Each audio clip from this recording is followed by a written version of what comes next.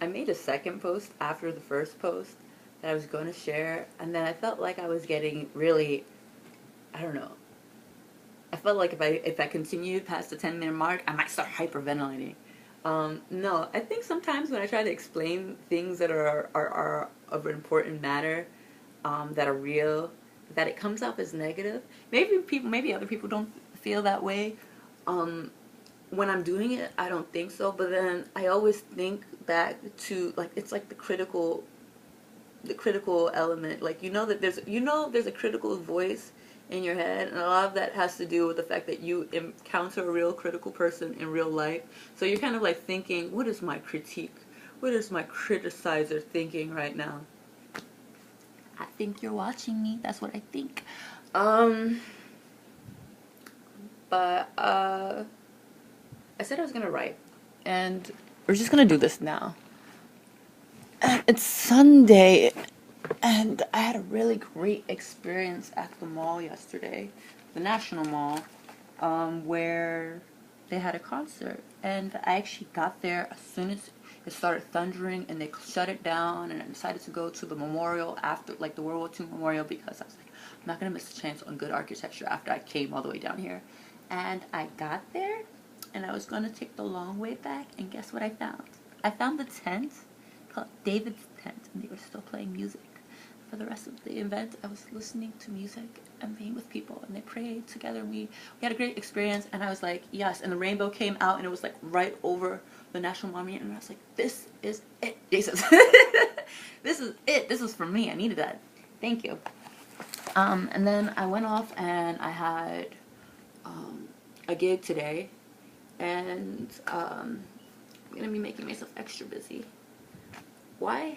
Because I'm single, I'm capable, I have. It's actually ridiculous how much I'm not utilizing.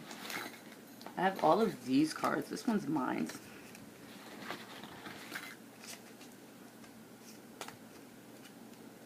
That was something. All of these cards that I was given to at an event. People who want to work with me. And people think that I'm worthwhile to work with.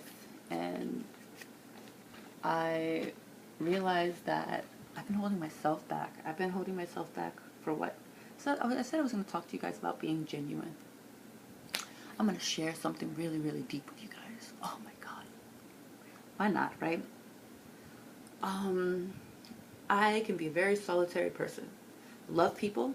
I'm very serious. I'm very playful, passionate, very passionate. I love to create. I have a very soft and tender side, and I definitely have my side. And I found that I hold myself back. And I hold myself back for one thing. One thing. And we're going to get rid of it right now. I hold myself back for love. And I don't know what the criteria is when I pick them, to be honest. I don't. Sometimes I'm like, maybe it's just because I don't want to be alone. But I like to spend a good deal of my time by myself. And then I thought about it also while I was on my walk earlier, back home after my gig. And I realized that it's because I have these specific goals for me that are so integral to who I want to become and how I want to utilize this life that I have, these gifts that I have, all of them. And I just thought, a lot of the things that I want mean that it pretty much says it pretty much means I want to be in charge. I want to be a boss. I want to be a powerful individual. I want to be a powerful woman. And growing up, I understood very clearly, especially having a very powerful mom myself, who was in the military, who's owned businesses, who raised me and my siblings by herself, and me being the oldest and therefore kind of like a second parent at times, when I'm not trying to be the second child. But I realized that society doesn't always look favorably upon it. Like, it's usually like, if you're gonna be a powerful woman, it's usually like a trade-off. Like, if you're going to be a powerful woman, then you probably can't be feminine and pretty, right? Like, you kind of have to turn that off. Or if you're a powerful woman, you can't have, like, a good relationship. And like, I mean, like, those are real fears for me. Like, you know, okay, if I really marry a guy, could he actually be faithful to me? And I went out to New York, and it was like my biggest fear, like, became reality, because I got with this guy, and my aspiration, I had enrolled into my master's program, I was setting up photo shoots immediately, I had a management job. It was literally like, that was too much for him.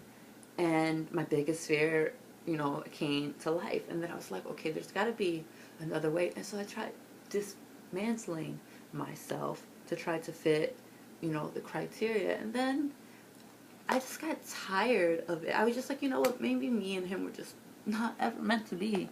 And maybe he should have just stayed with someone who would have made him feel the way he wanted to feel. I can't be smaller than who I am. First of all, I'm damn near 6 feet. I can't be small. I don't want to be small. And then I was like, okay. Guys would approach me, and I just realized how so many of them, I just don't have anything in common. And I couldn't figure out what it was. I'm like, am I too goal-orientated? Like, do I focus? But then I have my playful side. And I'm just like, we just, you and I just don't mesh at all. You want someone like me? I don't see myself being happy with you. And I'm not a lesbian, so it's just like, where does that leave me now? And I'm like, it put me in a real weird position where it's like, well, maybe I should hold off and find love first. And it's not even worth it. You know why? Because I realized that feeling the way that I feel right now, that I would come into it unless it was just somebody who naturally kind of understood me. Feeling the way I feel about it right now, I would come in an ungenuine way, and I can cater to a guy's ego. Believe me, I can cater to your ego. But catering to your ego does nothing for me, and it does nothing for you either. Like, you need a little of the jazz. You need a little bit of this jazz. And again, I spent a good amount of time in that one relationship. And you know, I think I'm even having this talk because I had this dream about making a post, and my ex posting on it about him wanting to get back with his ex-girlfriend and feeling like he had made some mistake and he should always have stayed with her. And I was like, you know what? Why would I even care, one, if that's how he felt? And two, I have so much more. I have so much more going on in my life to even worry about him and who he ends up with. And I had to really, like, just really, like, pull myself together. Like, really just, like, pull myself together. Because literally, like, I'm the only one pulling myself together. Like, I'm the only one pulling myself together. And I had to get comfortable with that. Like, I just had to get comfortable with that.